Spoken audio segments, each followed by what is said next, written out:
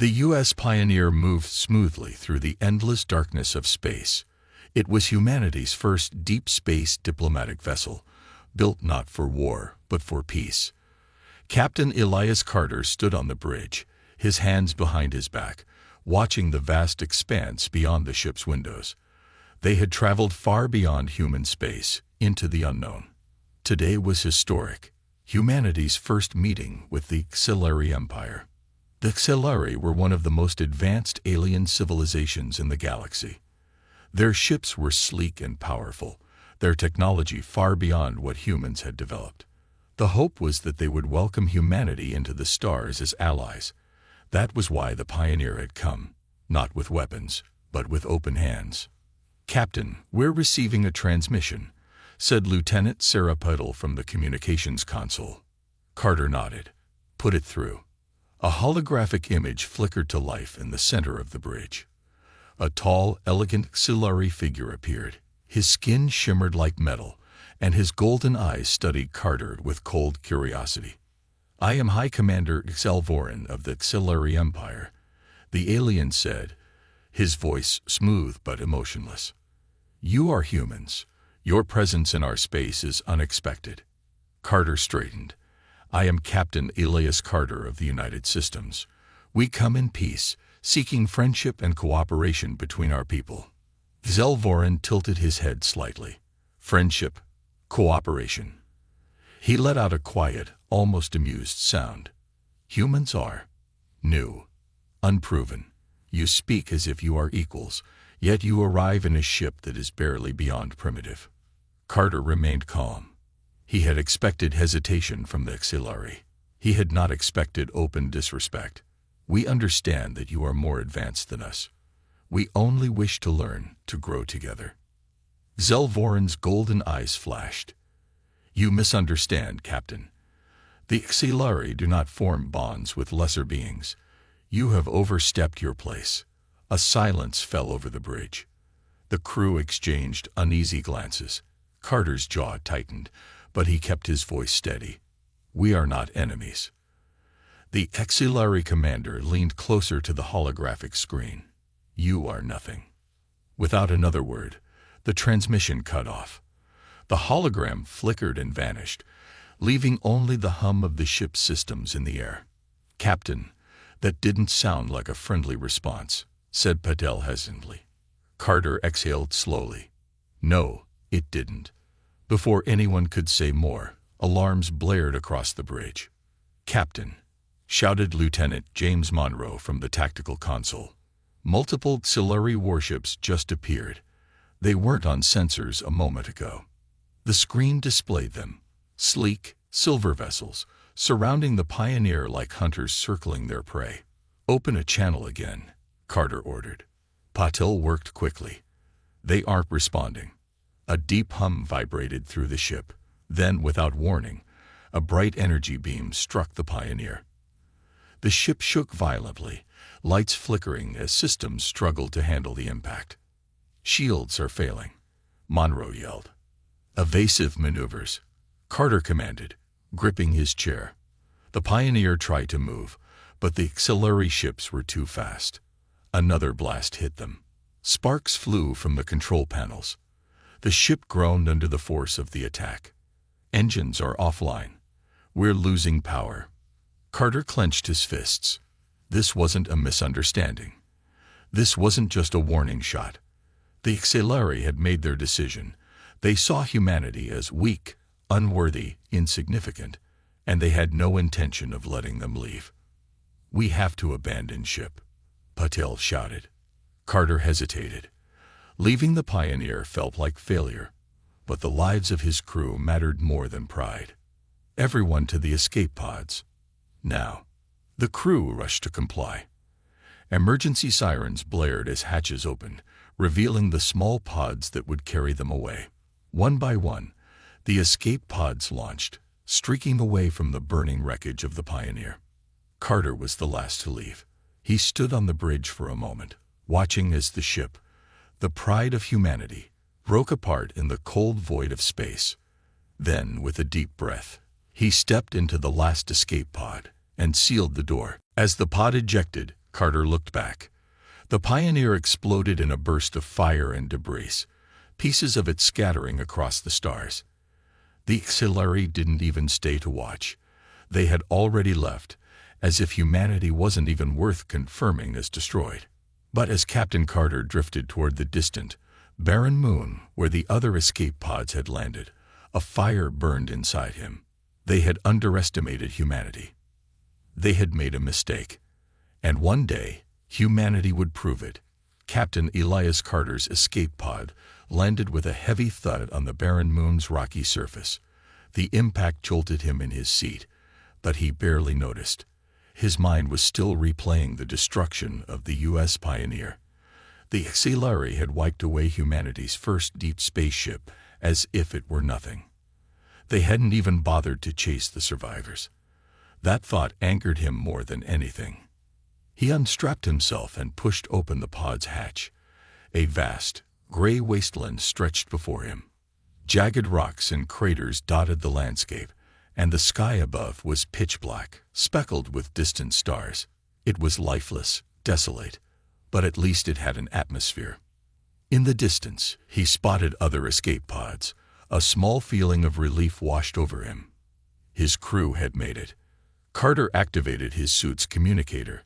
All surviving crew, check in. One by one, voices came through. Patel, Monroe, Valeria Kwan, the Pioneer's chief engineer, along with several others. They were shaken but alive. Everyone, gather at the nearest landing site. Carter instructed. We need to take stock of what we have. It took several hours, but soon, the surviving crew had regrouped. There were 32 of them in total, less than half of the original crew. Some had been lost when the Pioneer exploded. Others hadn't made it to the pods in time. Carter looked around at his people. Their uniforms were torn, their faces weary, but in their eyes, he saw something powerful. They were not broken. We're stranded, Paddle said grimly. The emergency beacons in the pods are active, but if the auxiliary control this sector, they might block any signals from reaching human space. We can't rely on rescue, Carter agreed. We have to survive on our own. Kwan crossed her arms, glancing at the wreckage scattered around them. We don't have much, but we do have pieces of the Pioneer. We could use them to build shelter, maybe even some tools. Carter nodded. Then that's our first step. We set up a base, take inventory, and figure out our next move. Building from nothing. The crew worked tirelessly over the next few days. They used broken panels from the escape pods and pieces of the Pioneer's wreckage to construct makeshift shelters. The moon's thin atmosphere provided just enough oxygen to breathe, but they still needed filtration masks for safety. Kwan led a small team to scavenge supplies. There's a lot of tech we can repurpose, she reported. Some power cells are still functional, and I think I can modify them to keep our systems running. Carter knew Kwan was a genius.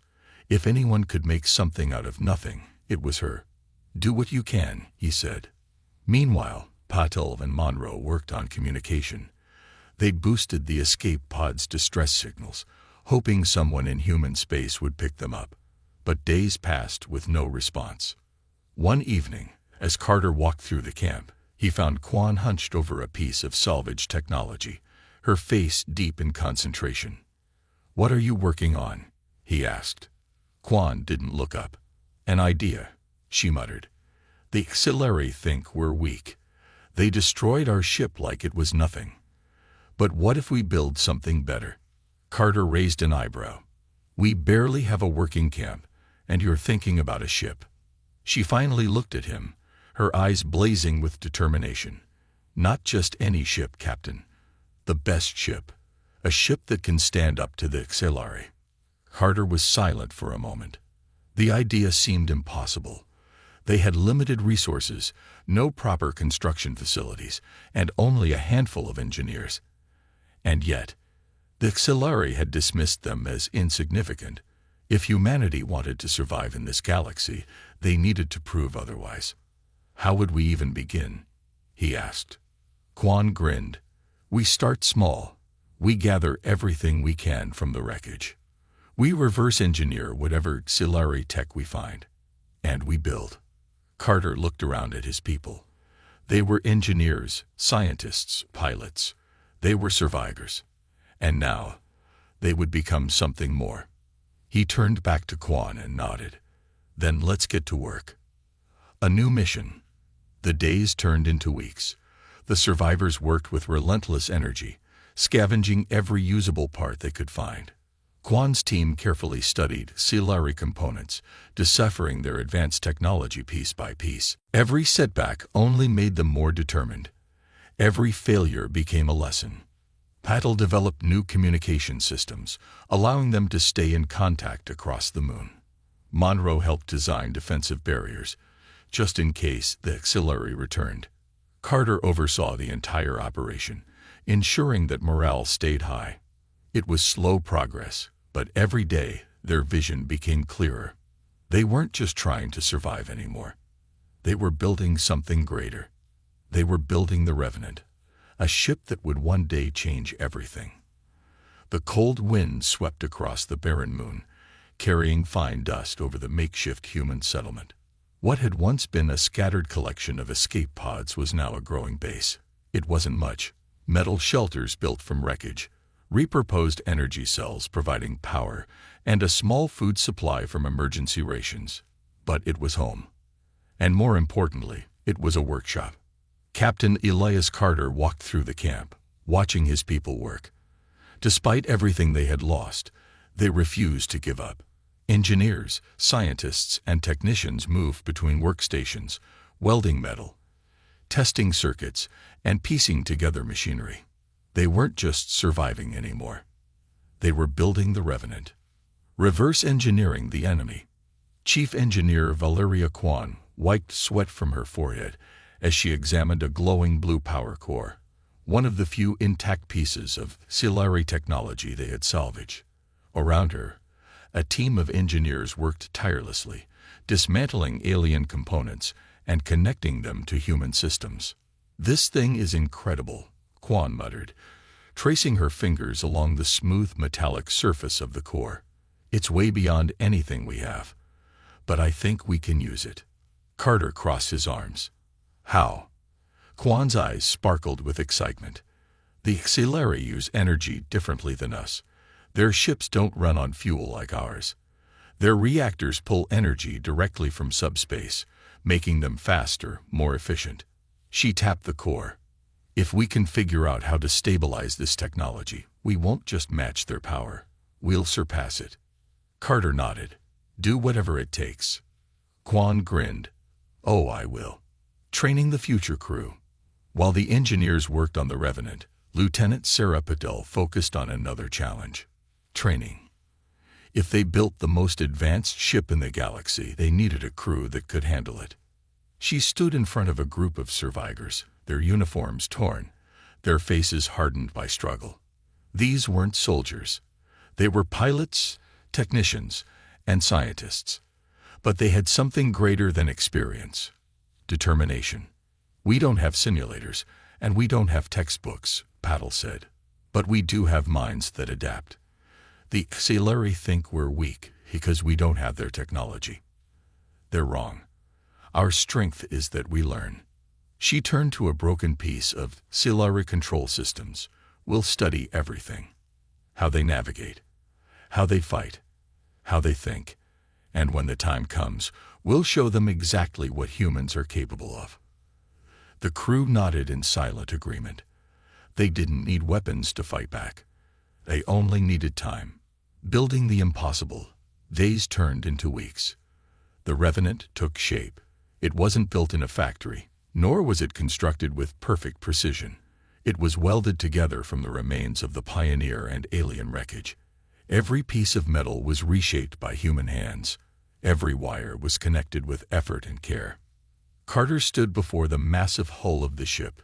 It was rough, uneven, and unfinished, but it was beautiful. Monroe approached, wiping grease from his hands. "She won't be pretty, Captain, but she'll be strong." "That's all we need," Carter replied. Quan ran up, holding a tablet. "We have a problem." Carter sighed. Of course we do. What is it? The power core is stable, but we need a way to shield it. If it overloads, it could take the whole ship with it. Carter frowned. Can we fix it? Quan hesitated, then nodded. Yes, but we need more materials. Carter looked out at the barren landscape. Then we find them. The first test. The Revenant wasn't finished, but it was time to see if she could fly. The crew gathered around as Quan and her team activated the reactor. A deep hum filled the air. The ship's core glowed, its energy stabilizing. The hull vibrated, as if the Revenant itself was waking up. Then, with a low, steady roar, the ship lifted off the ground. Cheers erupted from the crew. After months of struggle, after being left for dead, they had done the impossible. They had built a ship. Carter placed a hand on the hull, feeling the steady pulse of power beneath his fingertips. This wasn't just a machine. This was humanity's answer. This was the beginning of something greater. The barren moon remained silent, its gray dust stretching endlessly under a dark sky filled with distant stars. But within the small human settlement, something extraordinary was happening. The survivors of the U.S. Pioneer were not just surviving. They were building. Captain Elias Carter stood on a rocky ridge, looking down at the growing base. It was rough, made of scrap metal and salvage technology, but it was proof of one thing. Humanity never gives up. For weeks, they had worked tirelessly, breaking apart the wreckage of their ship, reverse engineering whatever auxiliary technology they could salvage, and slowly shaping their greatest creation, the Revenant, a ship unlike anything the galaxy had seen before. The challenge of alien technology. Chief Engineer Valeria Quan wiped her hands on her torn uniform, her face smeared with grease. In front of her, a team of engineers worked on a glowing blue energy core, salvaged from the wreckage of a destroyed auxiliary ship. Carter approached. How's it going? Quan let out a frustrated sigh. Their tech is advanced, Captain. This energy core is way more powerful than anything humans have ever built. If we can figure out how it works, the Revenant won't just fly. It'll outmatch any auxiliary ship. Carter crossed his arms. So what's the problem? Quan tapped the metal casing. The auxiliary designed this for their own systems. It's not compatible with human technology. If we don't find a way to integrate it, it'll either overload or do nothing at all. Carter glanced at the engineers around them, exhausted but determined. They had come too far to stop now. Then we make it compatible, he said firmly. Quan grinned. That's what I wanted to hear. Preparing the crew. While Quan and the engineers worked on the ship, Lieutenant Sarah Patul was leading another critical operation, training the crew. In an open space near the settlement, she stood before a group of survivors. They weren't soldiers. They were engineers, technicians, and scientists. But now, they had to become something more. She picked up a salvaged auxiliary control panel and held it up. The auxiliary believe they're superior because they were born with this technology, she said. But humans? We learn. We adapt. She placed the panel on the ground. Over the next few weeks, we're going to learn everything about their systems. We're going to think like them. And when the time comes, we'll use their own knowledge against them. A murmur of agreement spread through the group.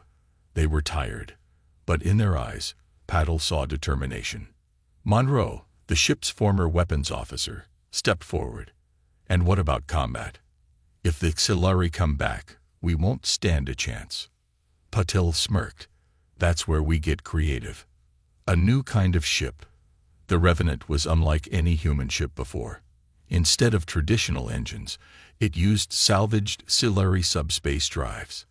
Instead of standard shields, it had an experimental energy barrier. Instead of relying on brute force, it was built for speed, strategy, and adaptability. Day by day, the skeleton of the ship took shape. Welders sparked in the darkness, wires were connected, systems were tested. The work was slow, but it was progress.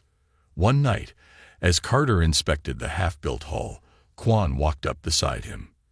"We're getting close," she said. "But there's one last problem." Carter sighed. "Of course there is." Quan chuckled. "The power core. We figured out how to integrate it, but we need a stabilizer. Otherwise, when we activate it, the ship could, well, explode." Carter nodded. "Then we find a stabilizer." Quan's expression turned serious. "The only problem is, we don't have the right materials. If we had access to an auxiliary supply depot, we could get what we need." Carter's eyes narrowed. "Are you suggesting we steal from the auxiliary?" Quan grinned. "They already think we're dead. They won't see it coming." Carter thought for a moment. It was a risk, but wasn't everything they were doing a risk? If they wanted to survive, they had to be bold. He turned to Patel and Monroe, who had just arrived. "We're putting together a mission," he said. "We're going to steal the parts we need from the auxiliary." Patel raised an eyebrow. "Are you serious?" Carter nodded. "We didn't come this far just to stop now. It's time to show the auxiliary exactly what humanity is made of." The cold winds of the barren moon howled through the human settlement as Captain Elias Carter and his team prepared for their most dangerous mission yet. The Revenant was nearly complete, but without a power stabilizer, the ship wouldn't fly. And the only way to get one: steal it from the auxiliary. The idea was bold, maybe even reckless, but there was no other choice.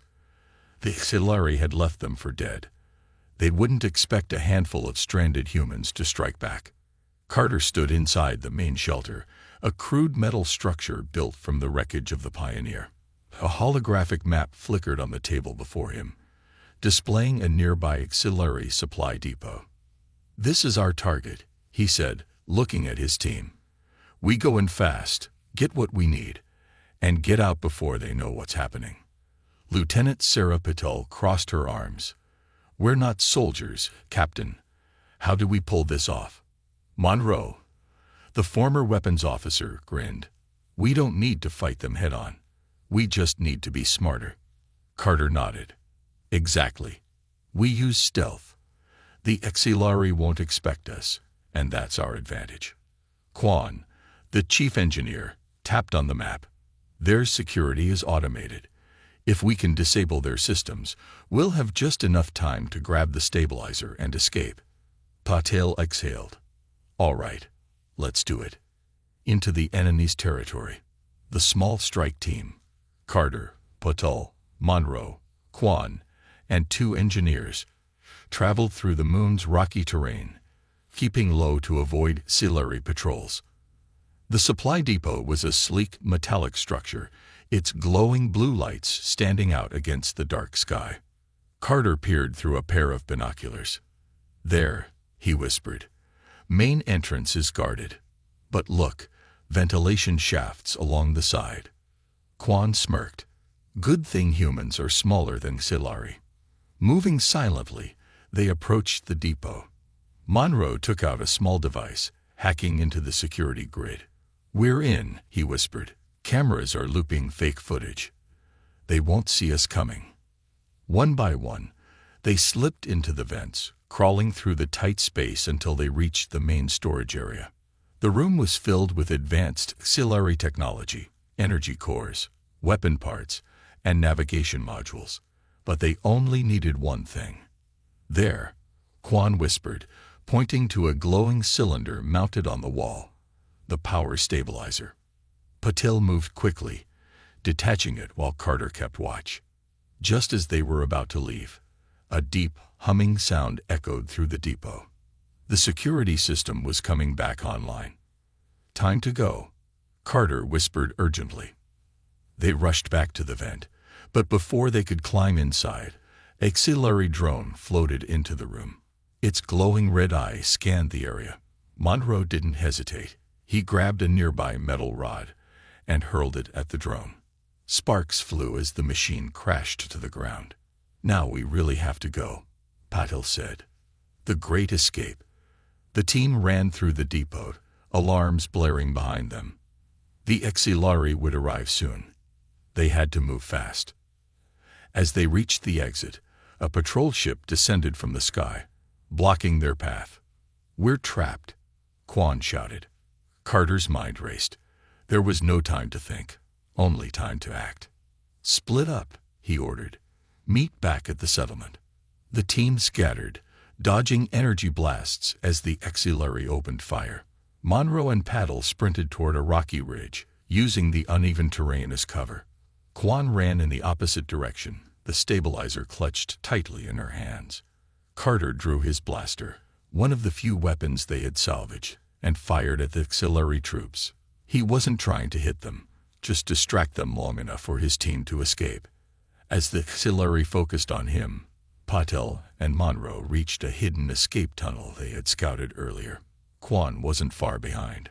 Carter fired one last shot, then sprinted after them, disappearing into the shadows just as an auxiliary energy blast exploded behind him. Victory in the shadows. Hours later, back at the human settlement, the team gathered around the stabilizer. Quan inspected it carefully, then nodded. "It's perfect. This will keep the Revenant's power core stable. We did it." Carter looked at his exhausted but victorious team. They had done the impossible, stolen from the auxiliary, and lived to tell the tale. "This is just the beginning," he said. "The auxiliary think we're weak. They think we're finished." He turned toward the half-built Revenant, its dark hull reflecting the distant starlight. "They have no idea what's coming." The human settlement was alive with energy. For the first time in months, hope burned bright in every survivor's heart. The mission to steal the power stabilizer had been a success, and now the Revenant, humanity's greatest creation, was nearly complete. Captain Elias Carter stood before the massive hull of the ship, running his fingers along the cold metal. This ship was built from the wreckage of the Pioneer and salvaged auxiliary technology. It was a symbol of human resilience, of their refusal to surrender. Beside him, Chief Engineer Valeria Quan wiped sweat from her brow. "The stabilizer is installed," she said. "This ship is officially operational." Carter exhaled.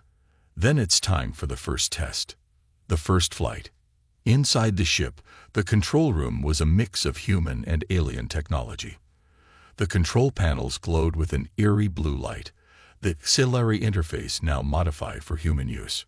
Screens flickered to life, showing system diagnostics. Quan tapped a few keys. "Power core is stable. Engines are at full capacity." Lieutenant Sarah Patel took her seat at the navigation console. "Engines ready. Just say the word, Captain." Carter looked around at his crew. Monroe was at the weapons station, Patel at navigation, Quan monitoring the systems. They weren't just survivors anymore. They were pioneers. Carter took a deep breath. "All right, let's take her up." The ship rumbled as the engines roared to life. Dust swirled around the settlement as the Revenant lifted off the ground. It wasn't just flying, it was soaring. A cheer erupted from the people below. "We did it," Patel whispered. But the celebration was short-lived. The auxiliary returned. The warning light flashed. Monroe's face turned grim. "We've got incoming." On the screen, 3 auxiliary warships were approaching fast. They had finally noticed the human settlement. Carter clenched his jaw. "They think we're still stranded. They have no idea what's waiting for them." Patel's fingers moved across the controls. "They'll be in attack range in 2 minutes." Quan frowned. "We're not ready for battle. We just got this ship in the air." Carter looked at Monroe. "Weapons online." Monroe shook his head. "Not yet. We still need time." Time. It was the one thing they didn't have. Carter's mind raced. If they fought now, they would lose. But if they ran, the auxiliary would destroy the settlement. "We need to draw them away," he said. "Make them chase us." Patel nodded, setting course away from the base. The Revenant turned sharply, rocketing away from the moon's surface. The auxiliary ships followed instantly. The chase begins. The stars blurred as the Revenant sped through space. The auxiliary ships closed in, their energy weapons charging. "We need to go faster," Monroe shouted. Quan slammed her fist on the console. I told you, we're pushing the engines to the limit. Carter gritted his teeth. The Revenant was fast, but the Auxiliary had superior technology. They would catch up soon. A sudden energy blast rocked the ship. Sparks flew from the ceiling. Shields are holding, but not for long. Patel yelled. Carter took a deep breath. They weren't ready for a fight, but they could outthink their enemy. Take us into that asteroid field, he ordered, pointing to a dense cluster of rocks ahead. Monroe's eyes widened. That's crazy. Carter smirked. Good. They won't expect it. Through the asteroids. The Revenant dived into the asteroid field, weaving through massive rocks with incredible speed. Patel's hands moved quickly over the controls, avoiding each collision by inches. The auxiliary ships followed, but they weren't as agile. One of the enemy ships crashed into an asteroid, exploding in a bright flash. Monroe laughed. One down. The remaining two auxiliary ships adjusted their course, firing wildly at the Revenant. Energy blasts tore through asteroids, sending debris flying. Shields at 30%. Quan shouted. Carter's mind worked fast. They needed one last trick to escape. Then he saw it. A giant asteroid, larger than all the rest. Patel, take us behind that asteroid and power down everything. She hesitated for only a second before obeying. The Revenant disappeared behind the massive rock, going completely dark. Seconds later, the two auxiliary ships rushed past, scanning the area. They circled the asteroid for a moment. Then, believing the humans were gone, they turned and flew away. Monroe let out a breath. They fell for it. Carter allowed himself a small smile. We live to fight another day. A new beginning. The Revenant returned to the human settlement, landing softly on the moon's surface.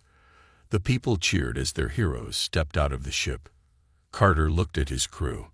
We built something incredible today. But this is just the beginning. Quan nodded. Next time, we won't run. We'll be ready. Monroe grinned. And we'll show the auxiliary exactly what humanity can do.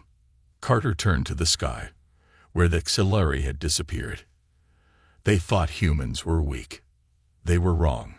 The Revenant stood tall in the human settlement, its dark hull reflecting the dim light of the nearby star. It was no longer just a ship. It was a symbol of defiance. Humanity was no longer running. They had a weapon, and now, it was time to use it. Captain Elias Carter stood before his crew, his eyes scanning the determined faces around him. The auxiliary thought the humans were weak. They thought they had won. But they had made a mistake. They had left survivors. Carter turned to Lieutenant Sarah Patel, Monroe, and Chief Engineer Valeria Quan. We've tested the ship. We've outmaneuvered the auxiliary. But that was just survival. Now, we strike back. Monroe grinned. Finally, I was getting tired of running. Patel nodded. What's the plan, Captain? Carter activated the holographic map, showing a auxiliary fuel station orbiting a nearby gas giant. This is our target. It's lightly guarded, but it supplies their entire fleet in this sector. Quan's eyes widened. If we destroy it, they'll be crippled. Carter nodded. Exactly. We take out their supply chain, and they won't have the fuel to chase us. We get in, strike hard, and get out before reinforcements arrive. Monroe cracked his knuckles. Let's give them a reason to fear us. The journey to battle. The Revenant lifted off, its engines humming with power. Unlike their last mission, there was no hesitation this time. They weren't running. They were hunting. Inside the cockpit, Patel monitored the scanners. We're approaching the fuel station. 2 guard ships on patrol. Carter leaned forward. Monroe, are our weapons ready? Monroe's fingers danced over the control panel. Laser turrets and missile launchers are primed. Shields are at full power. Quan added, engines are stable. We can move fast if needed. Carter smiled. Then let's begin. The ambush. The Revenant surged forward, its powerful engines propelling it toward the auxiliary fuel station. The enemy didn't react at first. They didn't expect an attack. Then, warning sirens blared across the station. The two auxiliary guard ships turned to engage, their weapons powering up. "Here we go," Monroe shouted. The first auxiliary ship fired a plasma blast, but Paddle quickly maneuvered the Revenant to the side, dodging it. Carter's voice was calm. "Return fire."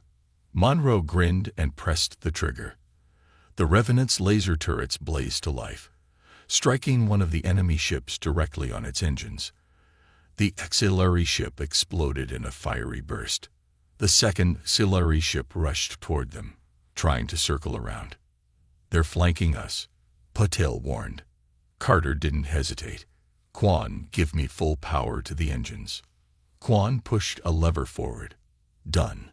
The Revenant shot upward, moving faster than the auxiliary expected. The enemy ship tried to follow, but Monroe was ready.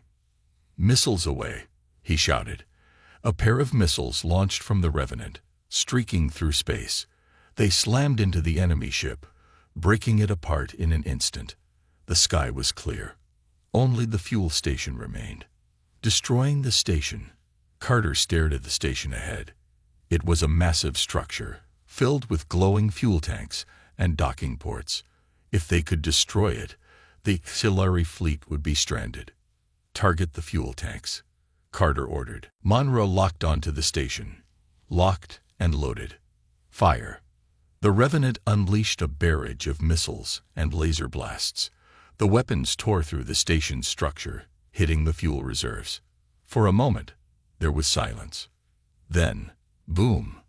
A massive explosion erupted from the station, sending debris flying in all directions. A fireball consumed the structure, and shockwaves rippled through space. Quan shielded her eyes from the bright light. "That's one less supply station for the auxiliary." Carter nodded, but he knew this wasn't over. Paddle scanned for reinforcements. She checked the radar, and her expression changed. "Captain, we have a problem." The auxiliary fleet arrives. On the screen, multiple auxiliary warships appeared, dropping out of hyperspace. Carter clenched his jaw. They responded faster than I thought. Quan's hands flew over the controls. "If they catch us, we're done." Monroe checked the weapon systems. "We can't fight an entire fleet." Carter exhaled. They had done what they came for. Now, they had to escape. "Patel, get us out of here. Now." The Revenant turned sharply, its engines roaring as it blasted away at top speed. Behind them, the auxiliary fleet opened fire, chasing them through space. "Shields holding," Quan reported, but not for long. Carter made a quick decision. Jumped to hyperspace. Patel punched in the coordinates. The Revenant's engines glowed bright, energy building up. And then, Duom, the ship vanished into hyperspace, leaving the auxiliary fleet behind. Victory and warning. Minutes later, the Revenant re-emerged near a distant asteroid field. Everyone exhaled. "That was too close," Monroe said, wiping sweat from his brow. Carter looked at his crew. "But we did it. The auxiliary fleet is crippled. They won't be able to operate in this sector for a long time." Patel's face was serious. "But now, they'll be looking for us." Quan nodded. "They won't ignore us anymore." Carter stared at the stars. The auxiliary had always underestimated humanity.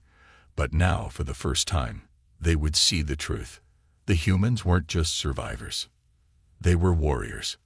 And the war had only just begun. The Revenant floated in the darkness of space, hidden within a dense asteroid field. Inside, Captain Elias Carter stood before his crew, his face calm but determined. They had struck the auxiliary hard, destroying their fuel station and crippling their fleet. But now, the enemy was coming for revenge. Patel turned from the radar console. "Captain, the auxiliary fleet is on the move. They're scanning every system. It won't be long before they find us." Monroe clenched his fists. "We should hit them first, catch them off guard." Carter nodded. That's exactly what we're going to do. The crew exchanged glances. They had spent months running, hiding, and surviving. Now they had a chance to end this fight on their own terms. Quan folded her arms. What's the plan, Captain? Carter pulled up a holographic map of the nearby system. A red marker highlighted the auxiliary command ship, the heart of their operations in this sector.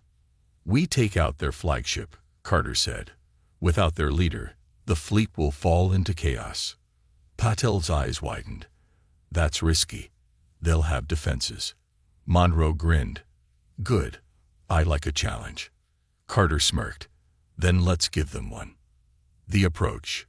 The Revenant moved carefully through the asteroid field, using the massive floating rocks for cover. Patel guided the ship with expert precision, avoiding the auxiliary patrols. Finally, they reached the edge of the enemy fleet. The auxiliary command ship loomed ahead, surrounded by warships. Quan checked the sensors. That's a lot of firepower. Carter remained focused. We won't fight them head-on. We use speed and surprise. Monroe grinned, his hands ready over the weapons controls. I've got some special missiles prepared. Let's make some noise. Carter gave the order. Attack. The battle begins. The Revenant exploded out of the asteroid field, its engines roaring. The auxiliary were caught off guard. Alarms blared across their fleet as the human ship fired a barrage of missiles and lasers, striking the smaller auxiliary vessels. 2 enemy ships exploded instantly. Monroe whooped. That got their attention. The auxiliary returned fire, plasma blasts streaking toward the Revenant. Patel swerved the ship, dodging the worst of the attacks, but a blast rocked the hull. Shields at 60%, Quan reported. Carter remained steady. We're not stopping. Get us to the command ship. The Revenant pushed forward, weaving between enemy ships. Monroe fired at anything that moved, while Patel kept them flying at breakneck speed. Then the auxiliary flagship turned its massive cannons toward them. Brace for impact, Patel shouted. A massive energy beam fired from the flagship, streaking toward the Revenant. But at the last second, Carter shouted, Dive now. Patel sent the ship into a sharp nosedive, and the auxiliary blast missed by inches, hitting one of their own ships instead. Monroe laughed. They just blew up their own guy. Carter grinned. Now let's finish this. The final strike. The Revenant raced toward the auxiliary flagship, dodging enemy fire. Monroe locked onto the command ship's bridge, the heart of its operations. Missiles ready. Carter didn't hesitate. Fire everything. Monroe launched every remaining missile, the Revenant's weapons blazing with power.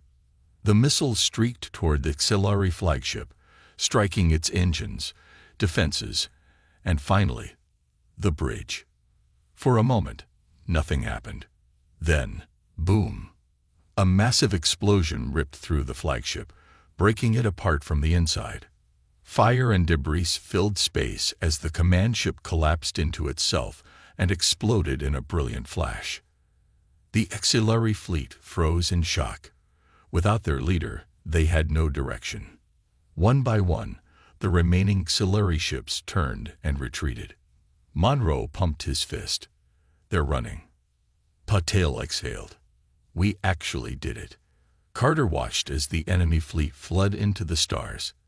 For the first time, the auxiliary were afraid. A new era. Back at the human settlement, celebrations erupted as the Revenant landed. Survivors cheered, knowing that the auxiliary threat was finally over. Carter stepped onto the ground, looking at his crew. We've proven that humanity won't back down. We fight. We survive. Quan smiled. And we build something stronger. Monroe crossed his arms. What now, Captain? Carter looked up at the stars, a small smile forming. Now, he chuckled, now we explore. The universe just learned what humanity can do. The crew stood together, ready for whatever came next. Humanity had won, and their story was just beginning.